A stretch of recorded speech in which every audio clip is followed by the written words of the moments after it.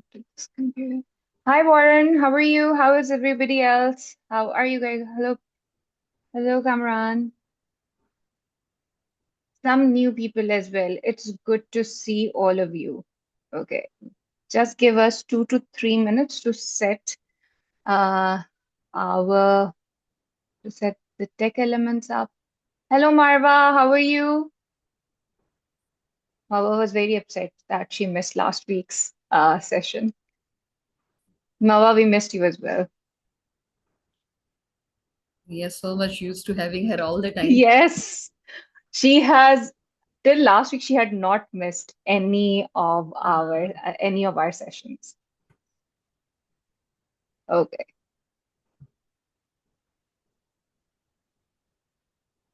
We are well. Yes, we missed you as well. Hanan is also a regular and Okay. well, okay. Let's see. Should we start? Thank you. Yeah, please. Okay, let's go ahead.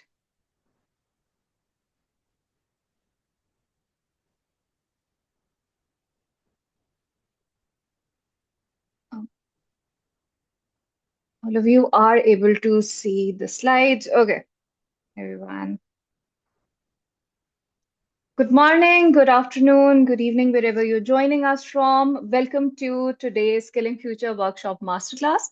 At Skilling Future, we are not just running webinars, we're co-creating the future of learning. As a global innovation hub, we empower educators and professionals to embrace AI, design thinking, and ethical innovation in their teaching and work.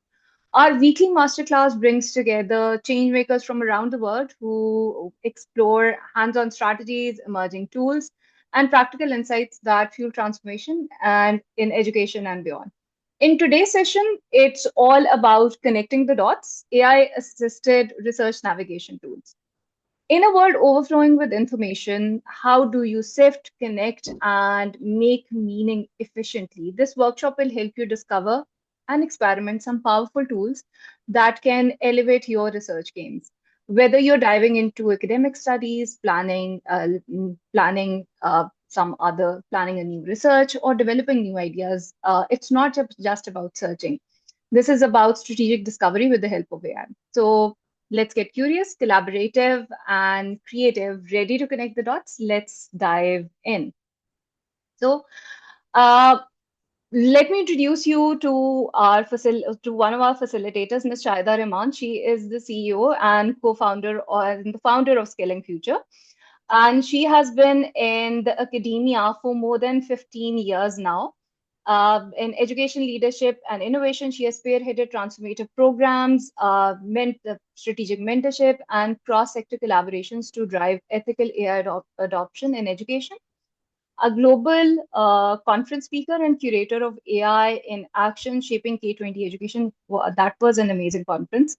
And she has also established Skilling Future and the related services with them, and has brought in a team of amazing people from around the globe who are working on multiple initiatives.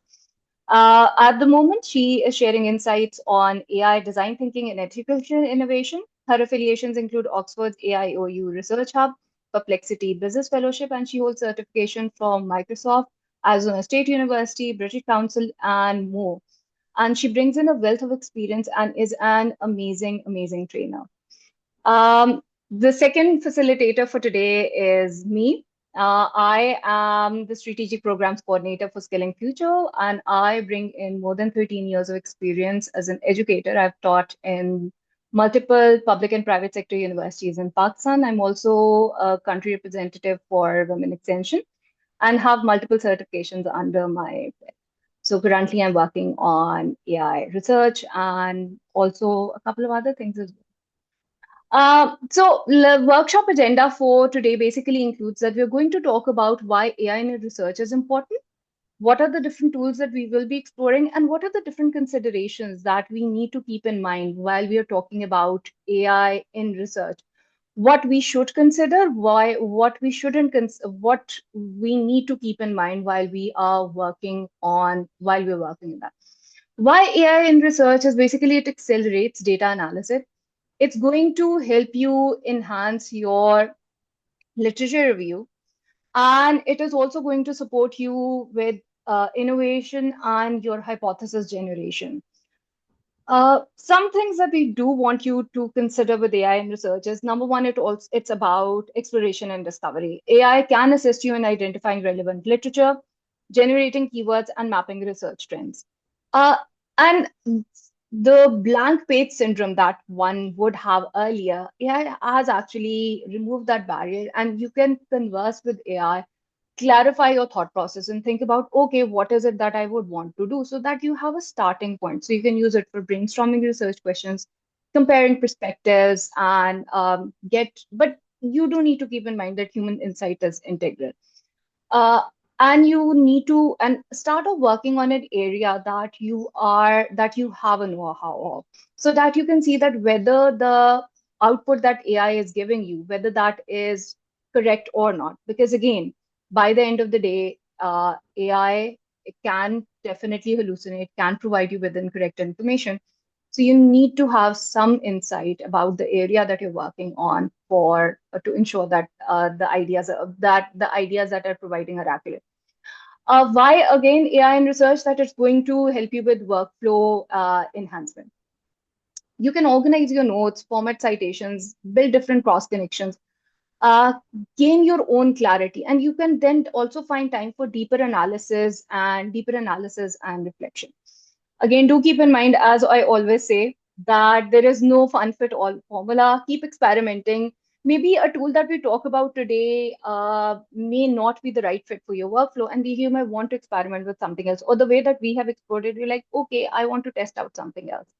So try different tools, different strategies, see what works out for you. And there are other tools as well. We're just giving you guys a glimpse of actually what is there. So let's get started.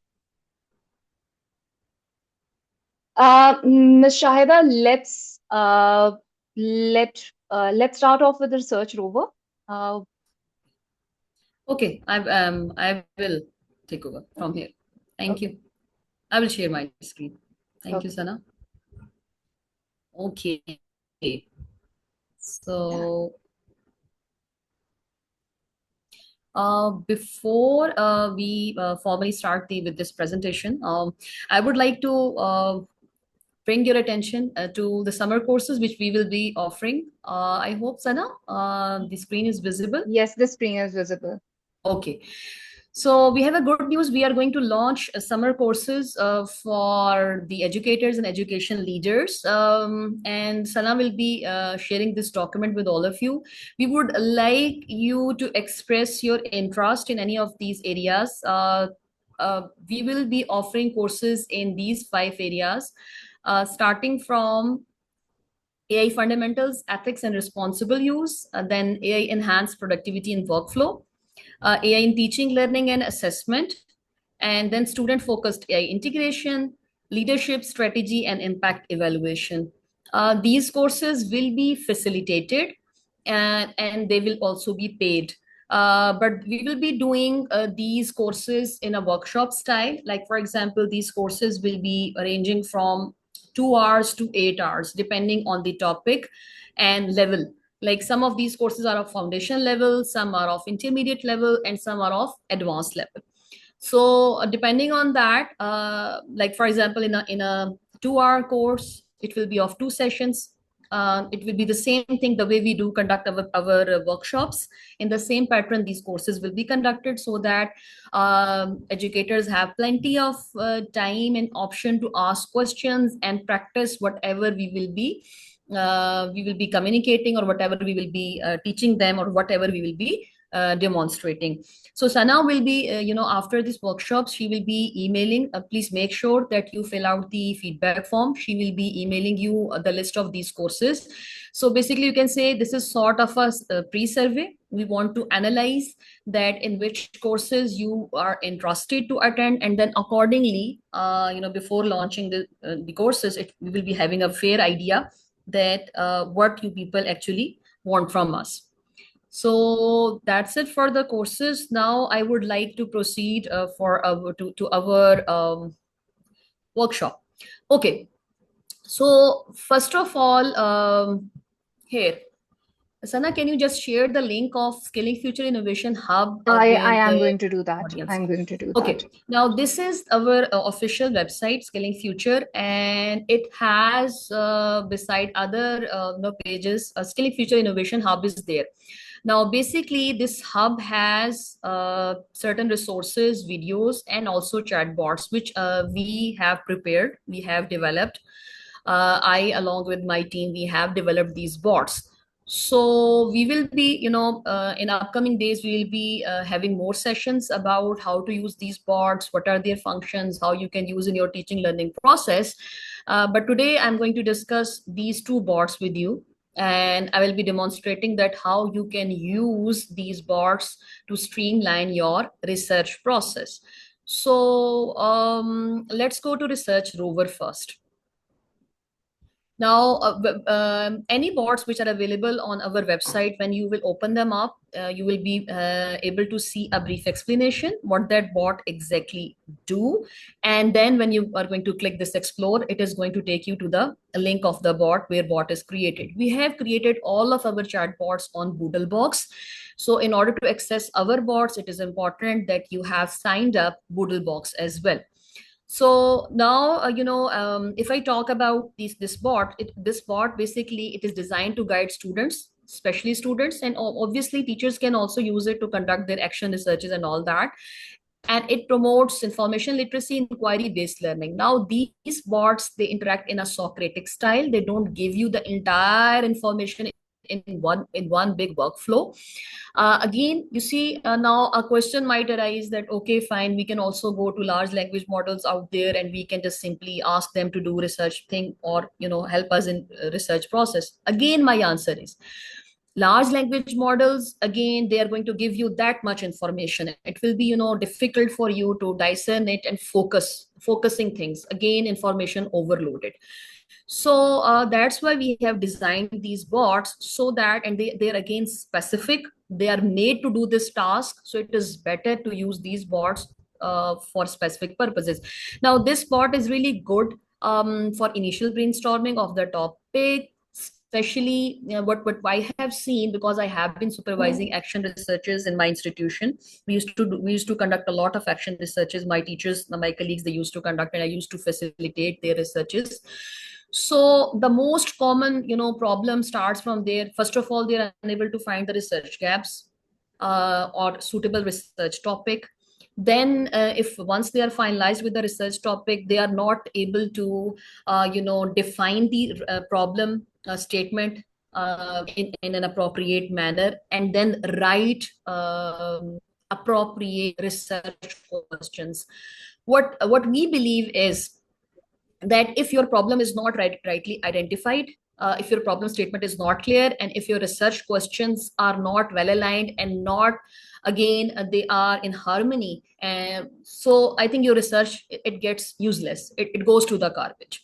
So the very first thing, even for the students or the teachers or the aspiring researchers at any level, even undergraduate level or graduate, high school, or even, a postgraduate level, or teachers or working professionals.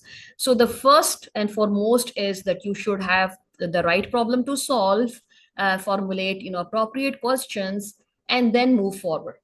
Once your synopsis is you have chosen right methodologies, right data collection tools, everything, the planning is 99%. What I feel in research, planning is important, and then rest 1% will be execution. Because again, if you focus more on execution, you hurriedly, jump to execution process without thoroughly developing your synopsis and, meticulously thinking about each and everything.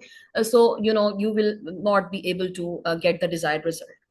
Another thing which Sana will also agree, that the purpose of today's workshop is not help you in speedily or, completing your thesis in 30 days or 1 week or 2 weeks. This is not our objective. Fine. As Sana has already mentioned, our objective is to, again, empower you to, like she has said, that sometime, we get a mental block that we are not able to, brainstorm good ideas, or we are at certain points we are stuck, or we need to understand some topics more thoroughly, or we want to develop connections between different research papers we find. So basically the tools which we will be showing you, they will be, please use them for facilitating and streamlining your research process, understanding your topic more thoroughly, rigorously, rather than opting for shortcuts. I'm sorry to say, but I have to say that nowadays many people on LinkedIn and other social media channels, they are like telling people that, okay, use this tool and that tool and that tool, it is going to do your research in 30 days and 15 days and 1 week. Please, we have a humble request again. Anything which entirely, if this AI tool have done for you, then again, it is going to adversely affect your critical thinking and creativity and other processes. So it is important to take it as a thought partner with you. I think that is the right term to use. So anyhow, so it is basically, again, let's see, as I mentioned here, it is going to foster a love for independent inquiry and learning, while it refrains from providing direct answers. A Rover skillfully mentors students to navigate the research process. Again, whatever we will be talking about, we are going to talk about the process more than the product. Again, process is more important. So let's see what we have here. When you are going to explore it, it is going to take you here on this platform, that is BoodleBox. You need to sign up. Sana will also be sharing the link of this bot as well in the chat box, chat bot, and then you can also access from there. She's also going to share a document with you. So I have done some research with it, some initial brainstorming work with it. I'm just going to show you that how I have done it. So the topic which I have chosen, okay. So when you will, start interacting with bot, it is going to welcome you with a greeting message. It is going to ask you that basically about the topic, or what you want to investigate.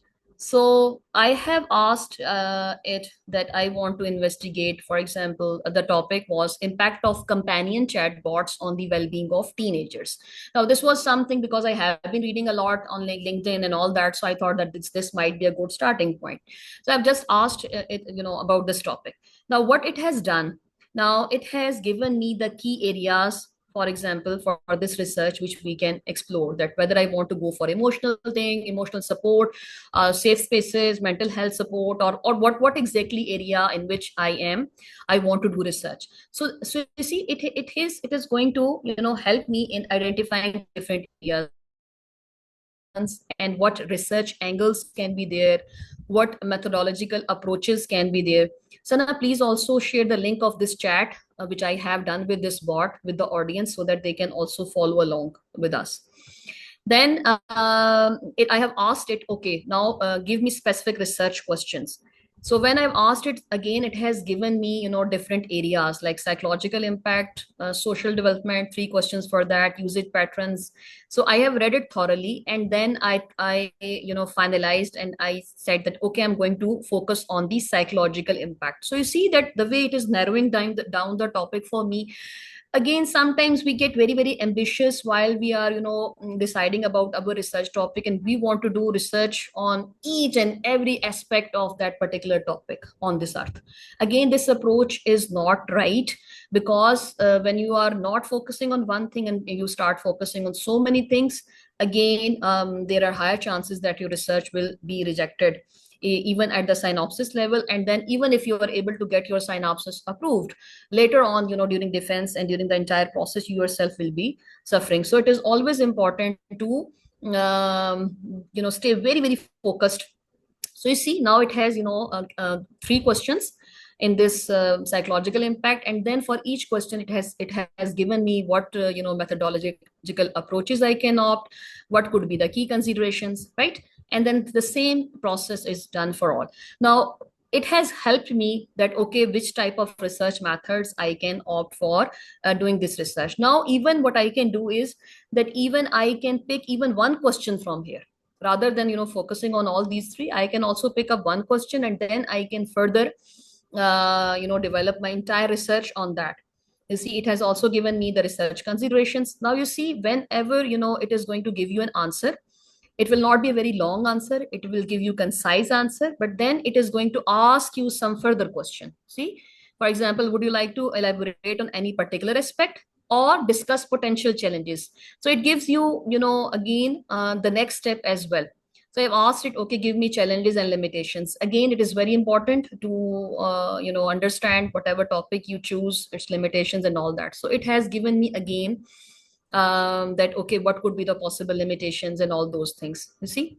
And then same way, when it has given me these things, so I've asked him, okay, give me solutions, because again, this was something which it has proposed to me. So I've asked, okay, fine, go ahead and give me solutions, possible solutions of those challenges or limitations which you have identified. So it has given me again those things as well. And then I've asked it, okay, how I can apply these solutions to my specific research questions, and then it has applied, those solutions to specifically to the research questions which we have. Again, remember, 3 research questions which we have finalized. So again, it is, giving me the duration and everything of that, what could be the measurement strategy, analytical approach, how you're going to address challenge. So in a very detailed format, it has given me, yet it is very comprehensive, and it is easy to follow. Then next I have asked it, okay, what could be the practical steps? So it has now given me the phases, everything. So you see, it has given me the phases of the research, how research can be done, how much time it will take, how much time should be dedicated. Then strategies, again, it has asked me, it itself has given me question. I have just picked up its question and I kept on moving on. So last but not least, here I just want to show you. Yes. So after, reading whatever it has given me in the beginning, I have understood the methodology. I've understood that, okay, which area I want to focus, what will be the limitations, how I can address, what could be the possible solutions. Then I have asked it, okay, now give me a research synopsis. Now here you should define the level. For example, for which level you want to do research, or you can also specify that the total time slot you have available. You need to give it specific. So basically, this research is for a graduate level course. So I have asked it. Now it has given me a synopsis, like background, significance. Then it has given me again research question. Now it has organized whatever it has told me earlier. So I have again read it thoroughly, and if I want to change anything, I can change, and you see, it has given me. Now what I did, the next step was, what was my next step? I copied this research synopsis from here, and I went to Perplexity. I hope, Sana, Perplexity is visible. Yes, it is. Yes, Okay. it is. So Perplexity, I'm sure now, all of you must already be, using it. Majority of you are now familiar with it. It's deep research feature. And those of you, if you are not familiar, Sana will again sharing the link with you. No, so now basically Perplexity has a deep research feature.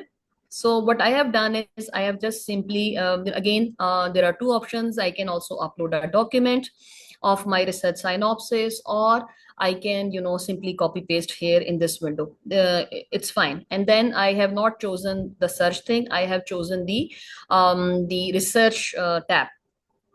Now what it has done for me, it has elaborated my research synopsis, fine. And plus it has also given me different, sources from where I can do the more research. Again, what I love about Perplexity is that it beautifully elaborates on any topic which you give it. Plus it gives you most latest, like last 4 to 5 years researches, not more than that. In rare cases, it gives you very, very, old things, but it gives you most recent research. And then again, those of you who are actively engaged in research process, that now it is not just the research papers which can be considered as authentic sources of research. Nowadays, YouTubes are also acceptable. Authentic YouTube videos are also acceptable. Articles are also acceptable. Again, you can also refer to them. So it gives you sources from different articles on internet, videos, different websites, and beside again also some proper research articles as well. So a variety of sources. Now you see it has also given me these sources. So if I click any of the source in which I am interested, so I can just go there, and you see it has taken me to this website where there are articles. Some government website is there, and official it is I think PubMed Central, and they have published this article. So again, a well-reputed website. Then see, this is again another source which I have found out from here. And then this was the research paper also, I have found from the sources. So it is again a Shahida, nice, sorry. sorry to cut you, but one question, and I do think Mm-hmm. so that will be in our audience's mind that, okay, with a lot of LLMs having the deep research function, Uh-huh. so why would you suggest Perplexity for this task over any other LLM? Again, you see, what I have, because I have been also giving workshops, and I myself am very much into exploring things, and I keep on writing articles as well. So I have compared the results of deep research feature of Perplexity with ChatGPT, and also with the with Google now, and Gemini now also has a deep research feature. So if when I have the quality of the content or the report which it compiles, and the sources, quality of sources, based on that, I recommend that, okay, fine, Perplexity, and then Gemini deep research feature. And ChatGPT I don't recommend, because I myself have seen it that it hallucinates a lot. Like for example, I have given it link to my website. Even each and every individual page of my website, and it has hallucinated. It has made up a lot of information. I'm not saying that other LLMs are not hallucinating. Perplexity also does that. But ChatGPT, it has, and I never ever recommend you to use ChatGPT deep research feature for research. I never ever recommend you. So again, for that, because it makes up so many things, and it makes up so many obvious things. So that is not recommended. Anyhow, so that was one thing. Now you can ask follow-up questions from, for example, it has created a research report now, basic research report, and you can expand on that research. You can read it, and you can go to the sources. Now I have asked it, okay, give me data sets which on based on your research. So it has now extracted from these researches, these tables, given me nice headings with this table. Perplexity has pulled out of the sources which it has given to me, you see here. And they can easily be copy pasted. I can copy paste them from here, or I have the option now to export. I have the pro feature. I have the pro version, but I'm sure that in the I can like PDF version, I can export it. So you can simply copy paste it from here as well, or you can also export it. And I think that in free version you can do some of there is a limit of like 5 pro searches, so there might be a limit of uploading for 5 documents and also exporting in the same way. So I have got this. Then I asked it, okay, now give me data as graphs. So it has given me the same data in a graphical representation. After getting this thing, what I did, what was my next step? Because again, I was exploring the topic. I was trying to understand the topic in more detail, that what research is saying, or what other people have done, and what were their results, or what was their findings. The next step is what I did. Again, I used the other bot which I have developed, and its name is Data Analyzer Bot. Now, Data Analyzer Bot, what it does? Data Analyzer Bot, it transforms raw numbers into meaningful insights. Again, like you can upload graphs, charts, images, or in the form of PDF document, or simply copy paste your data set. For example, you will be conducting research. Definitely, you'll be getting some data in the form of tables, or in the form of figures, or in the form of graphs. So it can read that data, it can read those graphs, it can read documents, and then it can critically evaluate data for biases and misrepresentations, for example, or it can explain data in a very simple language. And I will just show you how I have done it. And then again, it has given example, like it can be a social research, or it can be, any economic research, any research area which you are doing. So it is going to help you out. Again, it is very important. Like I have seen many people, even some of my students, or some of my, because I have worked as a principal for 15 years. So I've seen, while I used to supervise their action researches, so they were not able to make sense of data which they have collected. And sometimes they find it quite challenging even to interpret that data. Again, collecting data is something else, and then compiling it in the form of a table or graph, okay, fine. But then interpreting, or understanding, or making other people understand that what that data mean, I feel that it is again one of the biggest skill, if we say.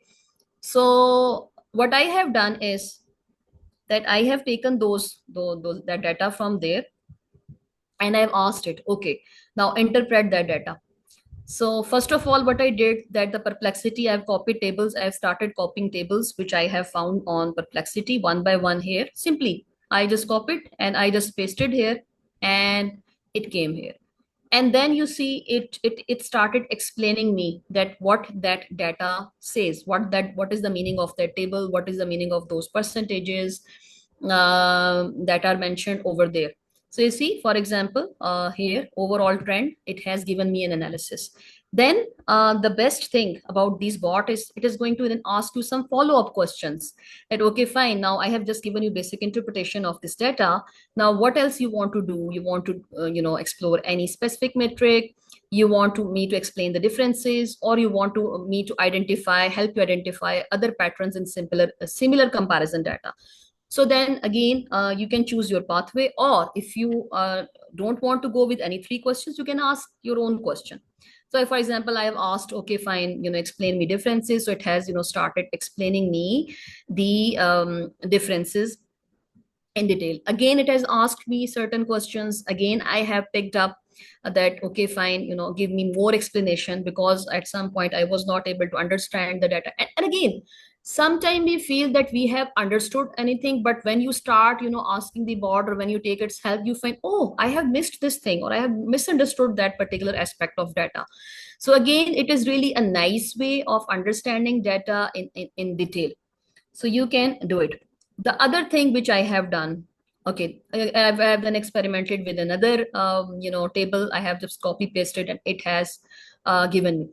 Okay, one interesting, because this topic, again, impact of companion chatbots is again a topic that can be very subjective at the same time.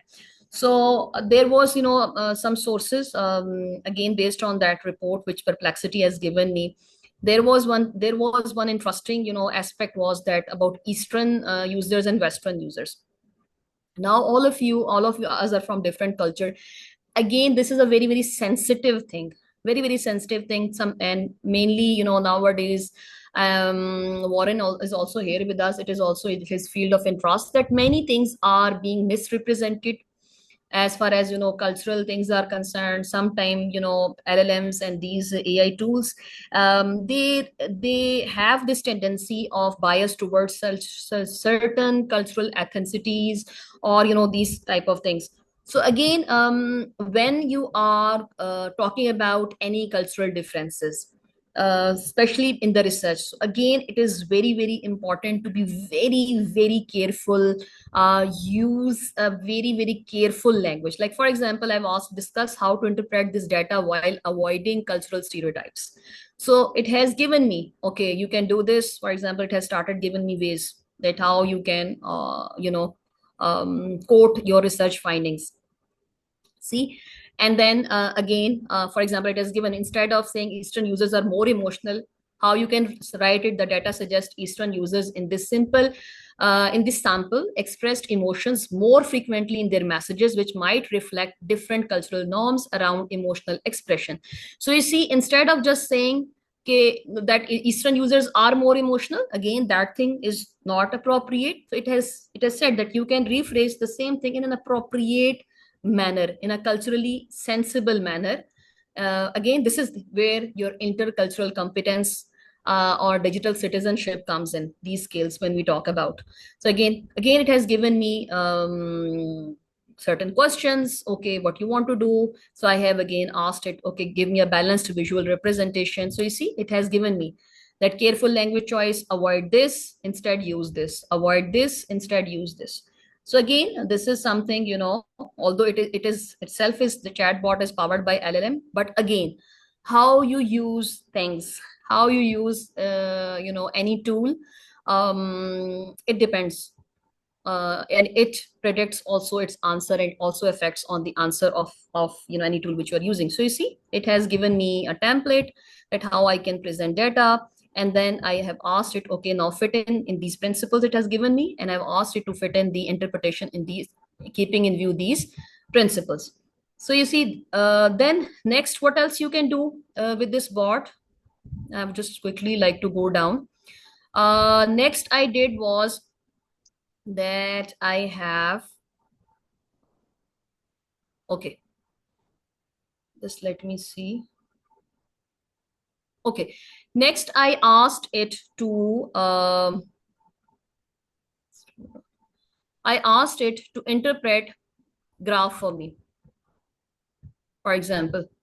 So just let me show you graph, which I have asked it. Okay, this was the graph again, which I have taken from Perplexity as an example. So I have simply, what I have done, I have just uploaded this graph on the bot, and I have asked it to now interpret this graph. So as you can see, refer to the file I have attached, and then it has, graph one. It has started explaining me, the graph layout and results, and then, you see, and then the key findings of these two graphs, which I have uploaded, and then the usage pattern. And again, it has started interpreting that. And then it has again asked me that, okay, what other questions you want to ask? And then I have asked it. Last but not least, what I have done was that then I asked it to, just hold on. Okay, from a research paper, I took another table, and I asked it, it has interpreted it for me. Then I have uploaded a document here. Just hold on. Just let me show you here. So this was again a research document. This was the table which I have uploaded, and I've asked it to give me interpretation. And this was the research paper, Better Alone Than a Bad Company. This was the name of the research paper. I have uploaded it. And then I have asked it to analyze the data in the attached document. And then you see it has now analyzed, because there were multiple graphs, there were multiple images, multiple things in this document. Data was represented in different forms. So it has, one by one now given me all the, data sets that was available, and it has started interpreting it. And then it has, again given me a set of questions, and then it has again given me answer. So, and I kept on again further ask a question. It kept on giving me more answers. So again, by the time I have done all this practice, I think yesterday it took me like around 1 to 1.5 hour. But in that 1 to 1.5 hour, I was able to understand, okay, that the different aspects of the topic, and different research areas which I can explore, methodology, and all those things. So maximum, like if you just spend like 2 to 3 hours maximum, so you'll be able to understand the topic in detail. Again, it is very much important to understand the topic and its different aspects. So that's how you see I have used these bots. And then again, I have just followed up these questions, whatever it was it has suggested me, and then it gave me really some nice answers. So Sana will be sharing these chats with both of these bots with you. You can explore these, and you can see that what type of question I've asked from it, and how it has responded. So that's it from my side. And now Sana will be explaining two other amazing research tools, SciSpace and connected papers. Thank you, Sana. Thank you so much, Shahida. This was such an insightful overview about what the bots are able to do, what is it that we can work with it along the way. And I think so a lot of us have come across research papers in which we are unable to understand what those graphs mean, the data means. And this can help us with definitely with that particular research process.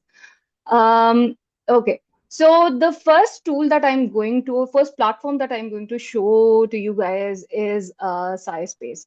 SciSpace is an amazing research platform that can help you work out, find connections between different research papers, and along with that, not only that, it can help you develop your own library with respect to the research that you're doing. Yes, I think so with Zotero and Mendeley, you have your own research bank, but this is something that it's online. And along with that, within the tool, you will be able to find different cross connections that are present. If you guys want to test along the way, I am going to share the link. If you have not signed up, you can, I have shared the link. So you can sign up. Along with that, the best feature of which I really like about SciSpace is chat with PDF. Any research paper that you've come across and then you want to ask more questions related to it, or that's really seminal paper in your work, this is something that you can do. It can help you with the research. AI writer, again, for me, as we talked about, and Shahida and I've talked about earlier, that we want to ensure that AI, the writing process or the research process, definitely is ethical. And if we are already giving AI, AI controller, if we are letting AI do that work for us, then we are already letting a machine or a technology replace us. So the process of research, or what is the really essence of the research process, that is something that will be messed up. So yes, there are ways in which we can ethically use AI tools. So let's use it along the way. Use AI again, get it for brainstorming. Find different cross connections between things, but don't use it to write your research for you, because by the end of the day, maybe it's writing something that actually doesn't exist. And the rate of retraction of research papers in the last 2 years since ChatGPT has come in has increased. So be very careful about what you're doing, how you are how you're contributing to the existing pool of research. Then it also has, you can find topics, paraphraser, generator. You can extract data from a research paper, and this is something that you can do. Now, there are basically, you can have a standard, research, high quality, and deep review. If you have a free version, then you can do standard research. If you have if you have a free version, and only I think so, one high quality and one deep review of the month can be gotten.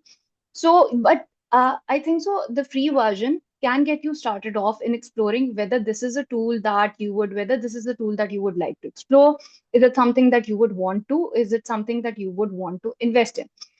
Now, for example, I'm going to show you one of the researchers. Now, for example, and this is what I was working with, AI's impact of AI, maybe impact of AI on the writing process in language classes.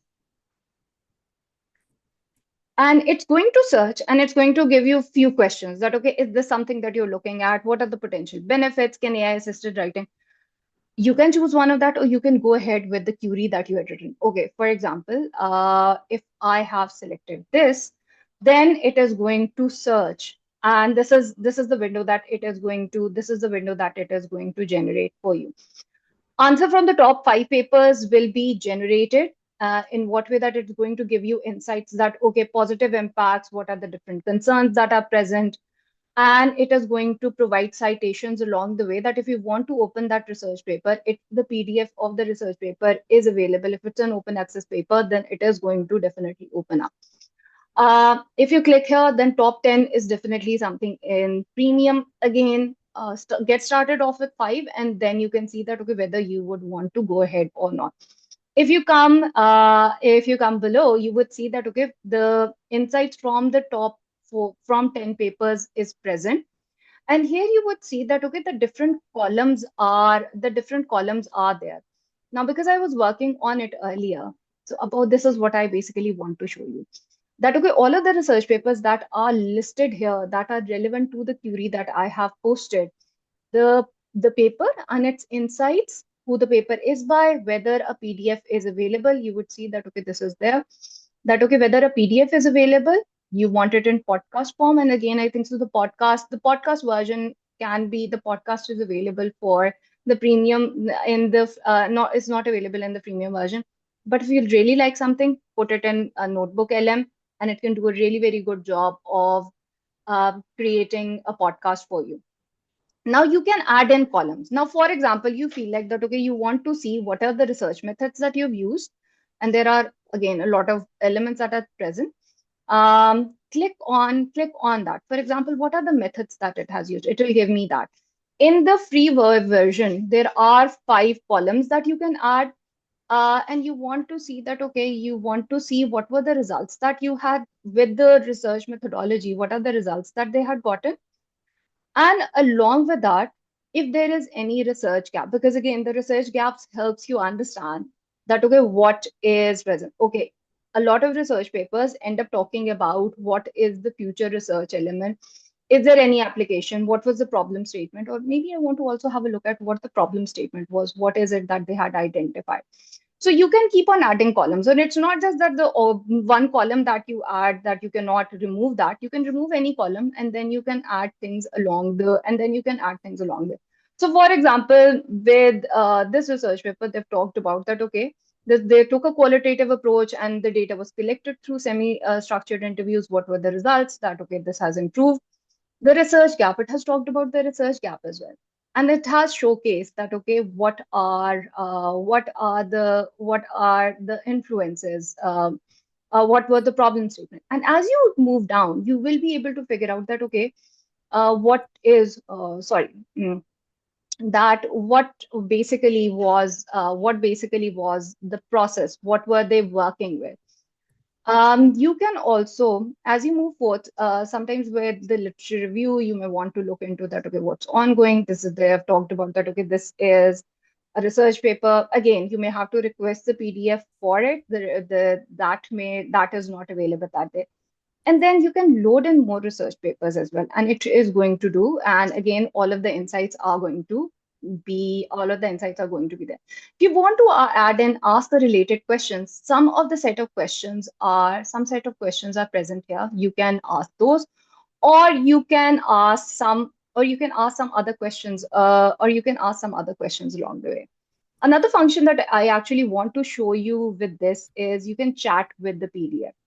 And you can chat with the PDF with one of the papers that you already have here. I want to show you that, okay, if you already have a paper present present on your computer, I'm going to upload that. I'm going to put it in an untitled collection. Okay. And it is going to upload, and what that is going to do. Sometimes we are not able to, for example, okay. So this is there. And then a chat window opens up alongside. There is a standard set of questions, 13 general standard set of questions that is there. Now, sometimes we have come across papers that at times are a little challenging to understand. What is it that you can do? So, for example, with the research paper that I came across on LinkedIn, I like that, okay, I want to understand what are the practical implications of this paper. This is something that I've stated, or I can, now, for example, explain the practical implications of this paper. So it is going to do that. What are the methodology that the paper has used? And it is going to answer that and it's going to generate the answer along the way. That, okay, it's thinking about it, it's looking, this is what it says. That, okay, the method that it utilized, conceptual discussion, inform. And then when you click it, it's also going to take you to that part in the research paper that, okay, this is where it is present, this is where I have extracted, this is where I've extracted the data from. So this is what is there. Along with that, if you're reading your research paper and you feel like that, okay, this is something that I am not very clear about. Okay, you like that? Okay. Select that part, and for example, this window, sorry, select this part, and you're like that, okay, explain the text to me. And it is going to explain the text. It's going to explain what that section in the text basically means. So here you come down, and it's going to, as you scroll down, you will be able to find in more ideas and example. Okay, has the writer identified any challenges and future directions? Now that's a question that I have asked. And then it's going to review the paper and going to have a look at that, okay, in what way this is something that can work out. So here you go. This is what. So if you have a research paper and you were really interested in understanding what are the different dynamics, what are the different questions, understanding it better. So this is a tool that can do that for you. It can help you find connected papers, help you understand the research gap that is present. And these are some of the things that you can do. Now, apart from this, what else is it that this tool can do? Again, you go to you again go back to the main page, and you can have a look at how is it that it can help you go to finding topics.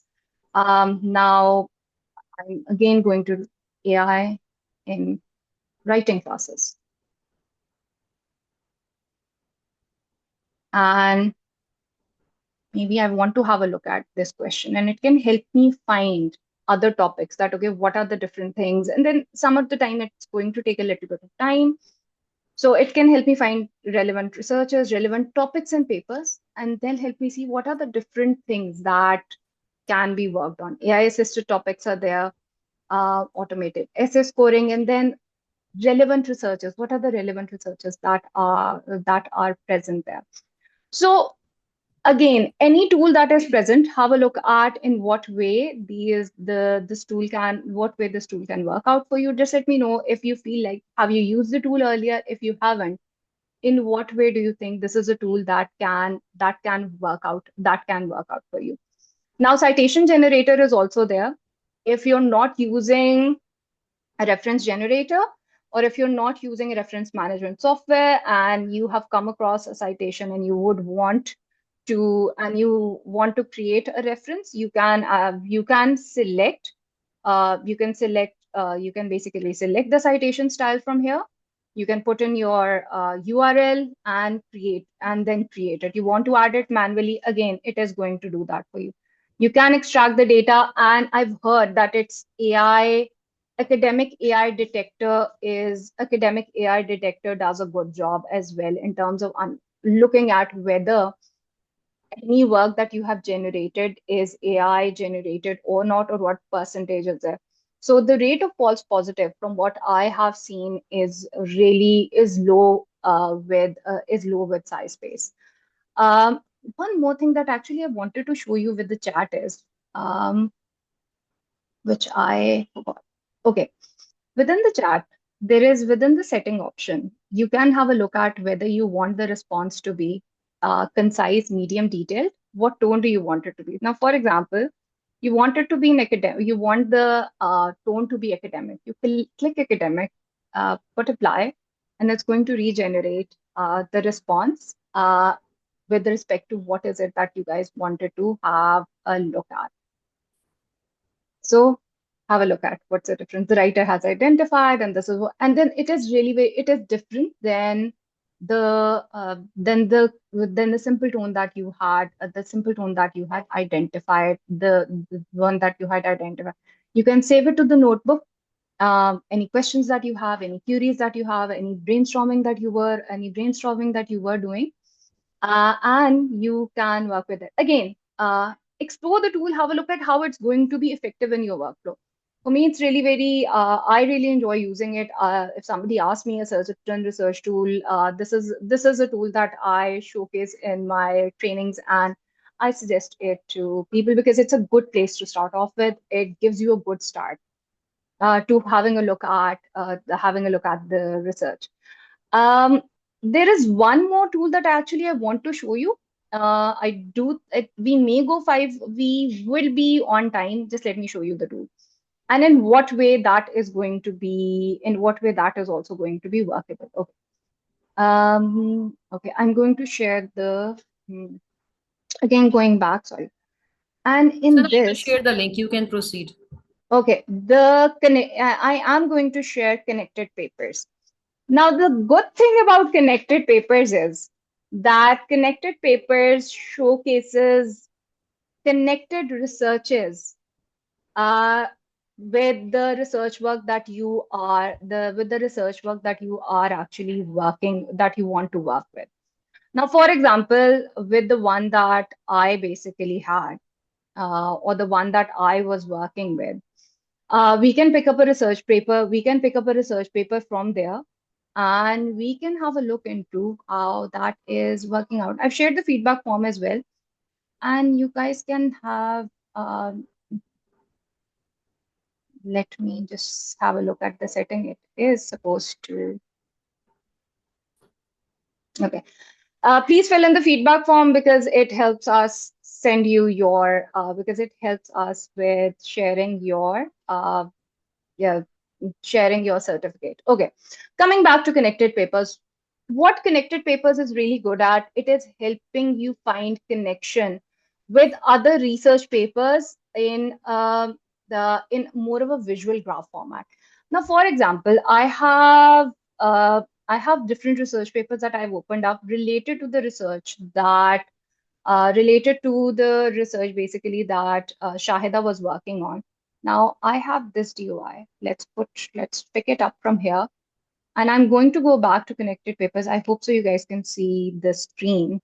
And once you post it there, and it's going to generate a graph for me. Now have a look at how quick that was. What this graph basically is about. Now, a lot of times, at times, the graphs are arranged actually in a color-coded format, and you have papers from, if you look below, from 2019 to 2025 in color-coded in as color codes. Along with that, what it is showing you is that okay, as you move forward, that okay, which research paper, how each research paper is connected to one another, the stronger actually the connection is, the thread to one another, the stronger the connection that is to the research work. Moreover, the bigger the node is, these are basically the circles are nodes. The bigger the nodes are, this basically showcases that okay, how many times a research paper has been cited.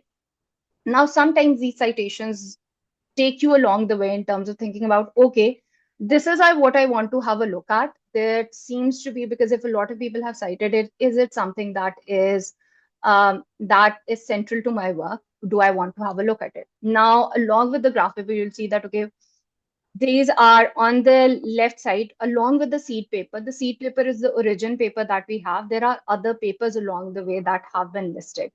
Now, as you click on the paper or as you move along the paper, you would see that on the right-hand side, there is the explanation. The explanation is changing. It's telling you who the authors are, where it was published, how many citations are there.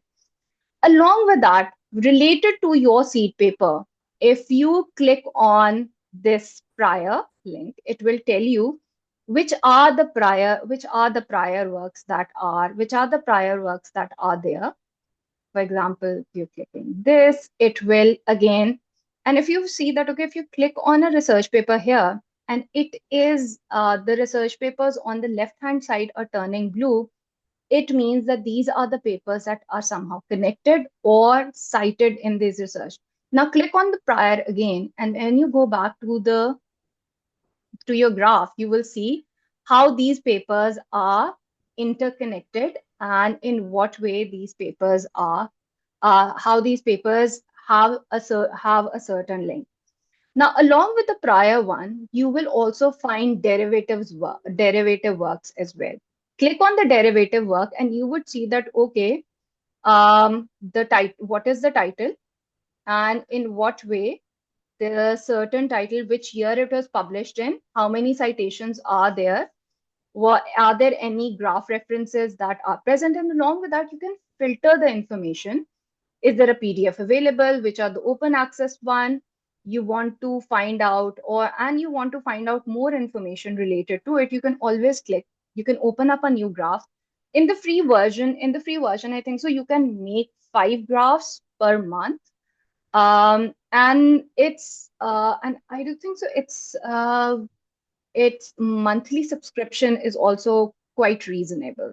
So if this is a tool that you feel can help you find information related to your research, help you find connections of other related work, and you want to have a look at that, okay, how this is workable in your research, this is something that can work out for you. So this is how Connected Paper works out. Again, a really very good tool in helping you find connected researches, other derivative works that are related to the work that you're planning to address, if you're planning to have a look at. So find out one research paper, one seed paper that in an area that you want to work on, and find other connected researches, and then see that, okay, what are the other research papers that you need to have a look at, what are the other research papers that you should explore, because that is the way in which you're going to develop your workflow. You're going from one place, having a look at what is there. This can help you see what other research papers within the time frame that you're looking at seem really relevant. For example, in 2021, this is a research paper, My Chatbot Companion, a study of human chatbot, it seems that it has been cited by different people. What are the cross connections that are present there? This is also a research paper that seems to be looked. So again, along with citations, it's also going to show you other work as well. I hope so. This is something that is going to be useful for you. If you guys have any questions, let us know. Shahida and I are here to address. Shahida and I are here to address these. Are here to address these questions.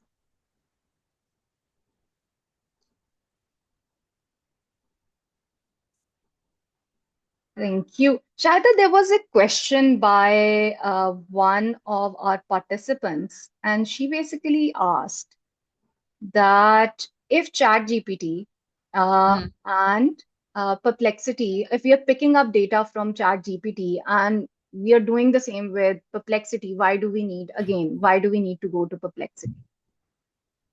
Again, as I have told you that while like I kept on experimenting with different, deep research tools that are right now out there. And I have just given you an example that I tested the you can say the authenticity or the hallucination level. So I put the same thing. For example, the simple test was I put my own website link over there. So it started, making up things. It started making up things. It made up so many things that was not actually there, never existed on the website. So, and then plus that, beside that, I have also, for example, for this topic, I've also done some research on ChatGPT, some on Perplexity, and also Gemini deep research feature.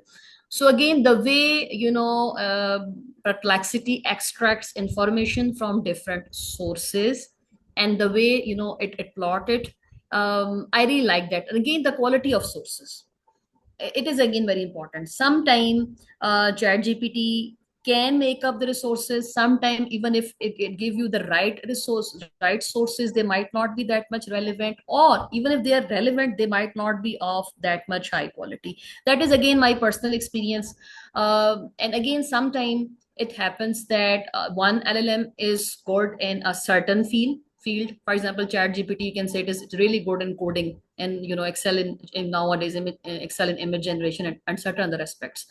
Perplexity is really good for research. I am also doing, its business fellowship, and I can also tell you with experience, we are, I think, more than 500 plus people in this fellowship, and we have, extensive discussions on the forum of Perplexity, and also now we have created, the groups as well, and where we subgroups where we do extensive research, extensive discussions on governance issues related to AI, the policy issues, and also its application in different areas, education, health sector, and finance, and research, and so on. So, obviously, based on their feedback as well, I can say that Perplexity is much better than ChatGPT. Mm-hmm.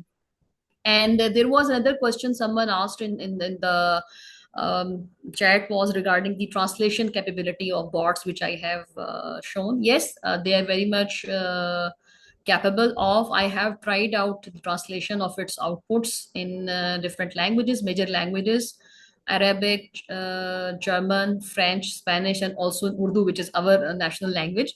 So it worked quite well. So again, you can experiment for translation with different tools, and then obviously you are the better judge of your own native language, how it works for you. Okay. I do want to share with our audience that, okay, we have also prepared 2 checklists. What are the different documents that we are going to sending along with the certificates? The certificates will be sent till Wednesday. So give us a little bit of time. We are going to share the BoodleBox research bots that are part of our innovation hub. As Shahida has shown you, there are amazing bots that the team has prepared. And then please explore those, have a look at how they're going to work out. The chat that we had on Research Rover, Data Analyzer, and Perplexity all has been listed here. And along with that, all of the other AI tools that have been part of today's process. Then I am also going to share this checklist on AI and best research practices checklist. And again, all of the ideas that we've talked about today, in what way, how is it that it can help you? Again, the idea is supporting smarter research and being ethical within the process. How is any AI tool going to help you? Again, more generalized in nature. Having a look at, again, empower your thinking and then use AI as a powerful assistant, not as an author. Again, if you're going to uh, delegate all of the work there, then the purpose of what we actually want to do research for may get lost in the process. This is also ethical AI use in research, a practical checklist. So we have prepared these 2 checklists, the do's and don'ts of where we stand with respect to what the research work is, how you can use AI in research. So if you're conducting a workshop, you want to showcase it to your colleagues, you can use this checklist. Do let us know, do tag us whenever you conduct something that you learned with us, something that you have explored with us. We would love to see what is there. Okay, so now once again, you can just share the feedback form and also the link to this document, the checklist. Okay, I am going to do that. I'm going to actually share, we are going to email these to you when we send in the certificates. when we send in the certificates. Again, by Wednesday, we'll try to do it earlier.